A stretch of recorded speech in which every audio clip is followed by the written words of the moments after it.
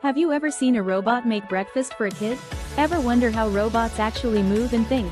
Meet the uncovered hero, the robot cable. Some people say a robot cable is like the nervous system of a robot, sending both energy and information to keep it moving precisely and reliably. I totally agree with that. Simply put, robotic cables are cables used inside an industrial robot or for its equipment. Generally speaking, a robot cable consists of 4 parts: conductor, insulation, shield, and jacket.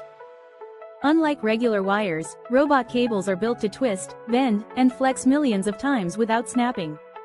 They carry power to make the robot move, and signals so it knows exactly what to do, like a nervous system for machines. Plus, they're tough, resistant to oil, dust, heat, and even welding sparks.